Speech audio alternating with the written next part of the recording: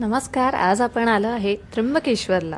त्र्यंबकेश्वर हे एक पावन स्थान आहे आणि हे 12 ज्योतिर्लिंगमधून एक सुद्धा आहे. आणि इथे अजून एक वैशिष्ट्य आहे, ते म्हणजे गोदावरी नदीचं उगम सुद्धा इथेच झालं होतं. तर इथे येण्यासाठी पर्यायी 3 ऑप्शन्स आहे. पुण्यावरून अगदी सोपा ऑप्शन म्हणजे ट्रेनचा आहे, जो सलग 6 तास घेऊन तुम्हाला इथे पोहोचवतो.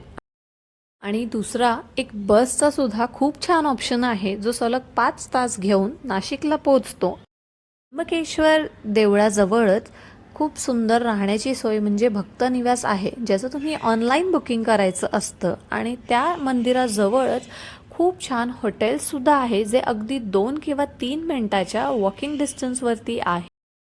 आणि नाशिक रेल्वे स्टेशनवर तुम्हाला बाहेरच खूप ऑटो रिक्षासुद्धा मिळेल, जे तुम्हाला तुमच्या राहण्याच्या ठिकाणी घेऊन जाईल. आणि अजून एक फ्लाईटचं माध्यम आहे, जे तुम्ही पुण्यावरून 1 तासात नाशिकला फ्लाईटनी पोहोचू शकता. आम्ही हे हॉटेल बुक केलं होतं, जे त्र्यंबकेश्वर मंदिरच्या अगदी मागे होतं. खूप स्पेशियस कम्फर्टेबल अशी रूम होती, त्याला बाल्कनी होती, जिथून तुम्हाला मंदिराचा कळस सरळ दिसतो आणि तिथेच TV, शॉवर सगळं होतं. खूप छान हॉटेल बुक झालं होतं आमचं. आणि आता आपण आलो आहे मंदिराच्या परिसरात. इथे सगळं तुम्ही बघू शकता, वेगवेगळी दुकानं आहेत.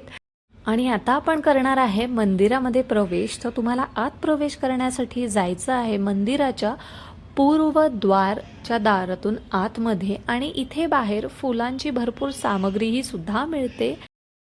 हा आहे त्र्यंबकेश्वरच्या मंदिरासाठी दर्शन घेण्यासाठी आत जाण्याचा मार्ग. तुम्ही बघू शकता, इथे खूप मोठ्या अक्षरात त्र्यंबकेश्वर देवस्थान लिहिलं आहे. तर इथून आतमध्ये हॉल आहे, ज्यामध्ये ह्या वेटिंगच्या लाईन्स असतात.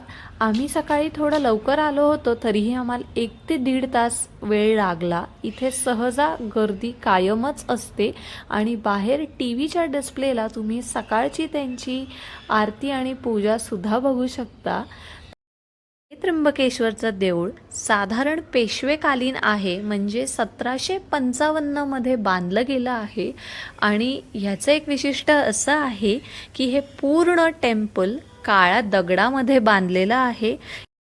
इथे अनेक लोक फार लांबून येतात दर्शनासाठी. आणि इथेच कालसर्प आणि नारायण नागबळी ही पूजासुद्धा केली जाते. असं करत आम्ही गर्भगृहामध्ये पोचलो. आणि इथे ब्रह्मा, विष्णू, महेश असं 3 मुख्य रूपामध्ये आपल्याला या शिवलिंगाचं दर्शन होत असतं. म्हणून त्र्यंबकेश्वर हे एक अनोखं आणि पवित्र ज्योतिर्लिंगसुद्धा मानलं जातं. आतमध्ये आल्यावरती फार प्रसन्न वाटलं शिवलिंगाला बघून. आणि अजून एक खास बात अशी आहे की या मंदिरावर सगळं दगडांवरती कोरून भव्य आणि सुंदर कारिगिरी अशी केली गेली आहे. हे देऊळ फारच भव्य आणि सुंदर प्रकारे कोरलेलं आहे. त्याच्याच मागे ब्रह्मागिरी हिल्स म्हणून आहे, जिथून गोदावरी नदीचा उगम होऊन पाणी येत असते. बाहेर आल्यावरती असं फळामधून काढून तुम्हाला तुमच्यासमोर हे रुद्राक्ष सुद्धा दिलं जातं. किती मोठा आणि सुंदर परिसर आहे या मंदिराचा. तर तुम्ही नक्की एकदा इथे दर्शनाला या आणि हा अनुभव पूर्ण घ्या.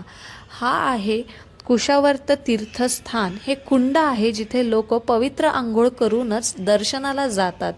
यामध्ये असंही म्हटलं जातं की पाणी कधीच अटत नाही. तुम्हाला हा व्हिडिओ कसा वाटला मला नक्की सांगा.